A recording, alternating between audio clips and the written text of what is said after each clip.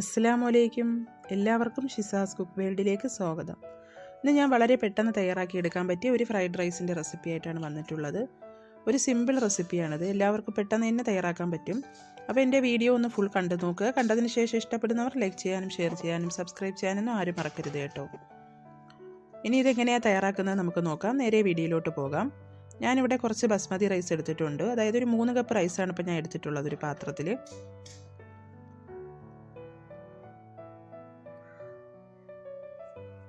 ഈ കപ്പിന് 3 കപ്പ് റൈസാണ് ഞാനിപ്പോൾ ഇവിടെ എടുത്തിട്ടുള്ളത്. ഇതൊന്ന് കഴുകിയതിന് ശേഷം നമുക്കൊന്ന് കുതിർക്കാനായിട്ട് വെക്കാം.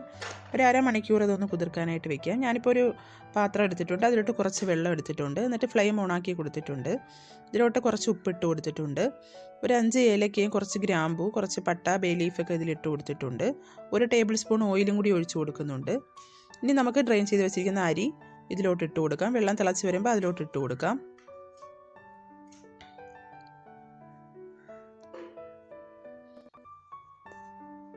ഇനി ഒന്ന് നല്ലതുപോലെ ഒന്ന് മിക്സ് ചെയ്ത് കൊടുക്കുക. ഇട്ട് കൊടുത്തതിന് ശേഷം ഇനി ഇതൊന്ന് കുക്കായി വരട്ടെ. അപ്പോൾ ഇവിടെ ഏകദേശമൊക്കെ കുക്കായി വന്നിട്ടുണ്ട്. ഒരു 80% കുക്കാവുമ്പോൾ നമുക്കിത് ഫ്ലെയിം ഓഫ് ആക്കിയതിന് ശേഷം ഒന്ന് മാറ്റി വയ്ക്കാം. ഇപ്പോൾ ഇവിടെ ഏകദേശം വെന്ത് വന്നിട്ടുണ്ട്. ഇനി നമുക്ക് ഒരു പാൻ എടുക്കാം. അതിലോട്ട് കുറച്ച് ഓയിൽ ഒഴിച്ചതിന് ശേഷം ഞാനിവിടെ 4 മുട്ടയാണ് പൊട്ടിച്ചൊഴിച്ചിട്ടുള്ളത്. അതിലോട്ട് കുറച്ച് ഉപ്പിട്ട് കൊടുക്കുന്നുണ്ട്. ഇനി നമുക്ക് ഈ മുട്ട ഓയിൽ ഒഴിച്ചിട്ട് അതിലോട്ട് ഒഴിച്ചു കൊടുക്കാം.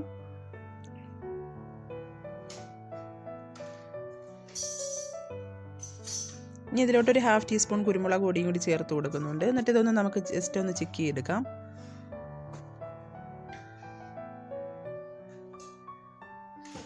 അപ്പോൾ അതോടെ റെഡിയാക്കി എടുത്തിട്ടുണ്ട്. ഇനി നമുക്കിതൊന്ന് മാറ്റി വയ്ക്കാം. അതിനുശേഷം നമുക്ക് ഫ്രൈഡ് റൈസ് റെഡിയാക്കാനായിട്ട് ഞാനിവിടെ ഒരു പാത്രം എടുത്തിട്ടുണ്ട്. ഇതിലോട്ടൊരു 2 ടേബിൾ സ്പൂൺ സൺഫ്ലവർ ഓയിലാണ് ഒഴിച്ചു കൊടുത്തിട്ടുള്ളത്.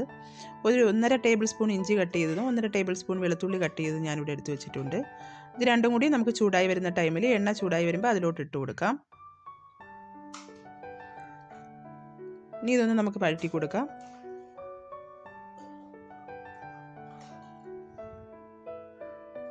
അതൊരുവിധം വഴണ്ട് വരുമ്പോഴത്തേക്ക് ഒരു സവാള കട്ട് ചെയ്തതും കൂടി ഇട്ട് കൊടുക്കുന്നുണ്ട്.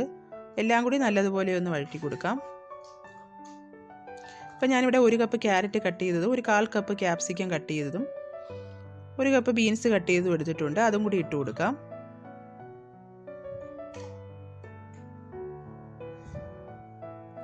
എല്ലാം കൂടി നല്ലതുപോലെ ഒന്ന് മിക്സ് ചെയ്ത് കൊടുക്കുക. നല്ലതുപോലെ ഒന്ന് വഴറ്റി കൊടുക്കാം. ഇപ്പോൾ ഒരു 2 ടേബിൾ സ്പൂൺ അതായത് റെഡ് ക്യാപ്സിക്കമാണ് ഞാൻ എടുത്തിട്ടുള്ളത്. അതും കൂടി അതിലിട്ട് കൊടുത്തിട്ടുണ്ട്. കുറച്ച് ഉപ്പും കൂടി ചേർത്ത് കൊടുക്കുക. നമ്മൾ ഓൾറെഡി അരിയിൽ ഉപ്പിട്ടിട്ടുണ്ടായിരുന്നു, എന്നാലും ഉപ്പ് നോക്കിയതിന് ശേഷം ചേർത്ത് കൊടുക്കാം. ഇപ്പോൾ ഏകദേശമൊക്കെ വെജിറ്റബിൾസ് ഇവിടെ റെഡിയായി വന്നിട്ടുണ്ട്. ഇനി നമുക്ക് ഇതിലോട്ട് കുറച്ച്, അതായത് 1 ടേബിൾ സ്പൂൺ സോയാ സോസും 1 ടേബിൾ സ്പൂൺ ടൊമാറ്റോ സോസും ചേർത്ത് കൊടുക്കുന്നുണ്ട്. 1 ടീസ്പൂൺ കുരുമുളക് പൊടിയും കൂടി ഞാൻ ചേർത്ത് കൊടുക്കുന്നുണ്ട്. എന്നിട്ട് എല്ലാം കൂടി നല്ലതുപോലെ ഒന്ന് മിക്സ് ചെയ്തെടുക്കാം. അതൊരുവിധം വഴണ്ട് വരുമ്പോഴത്തേക്കും നമുക്ക് അതിലോട്ട് വേവിച്ച് വെച്ചിരിക്കുന്ന റൈസ് അതിലോട്ട് ഇട്ട് കൊടുക്കാം.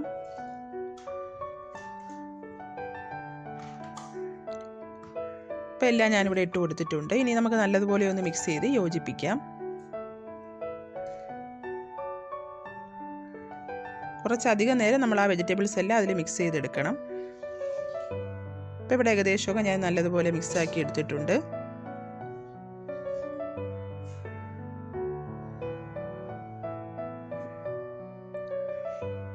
ഇനി ഇതിലോട്ട് നമുക്ക് വേവിച്ച് വെച്ചിരിക്കുന്ന മുട്ടയും കൂടെ ചേർത്ത് കൊടുക്കാം. എന്നിട്ട് വേണമെങ്കിൽ നമുക്ക് 1/2 ടീസ്പൂൺ കുരുമുളക് പൊടിയും കൂടി ഇതിലിട്ട് കൊടുക്കാം. അത് ഓപ്ഷണലാണ്. ഇനി നമുക്ക് ചേർക്കണമെന്നില്ല, വേണമെങ്കിൽ ചേർത്ത് കൊടുത്താൽ മതി. ഇനി എല്ലാം കൂടി നല്ലതുപോലെ ഒന്ന് മിക്സ് ചെയ്ത് യോജിപ്പിക്കാം. ഇനി ഇതിൽ നമുക്ക് ലാസ്റ്റ് സ്പ്രിംഗ് ഒനിയൻ ഉണ്ടെങ്കിൽ അതും കൂടി ഇട്ട് കൊടുക്കാം. അപ്പോൾ അതിൻ്റെ കൈവശം ഇല്ലാത്തതുകൊണ്ട് ഞാൻ ഇട്ടിട്ടില്ല.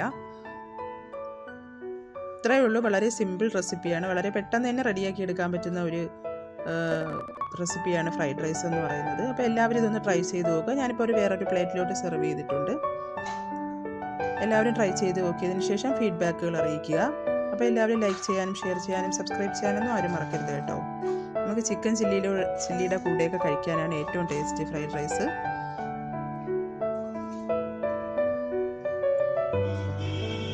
ഇനി അടുത്ത പ്രാവശ്യം നല്ലൊരു റെസിപ്പി ആയിട്ട് വരാം. Okay, thank you.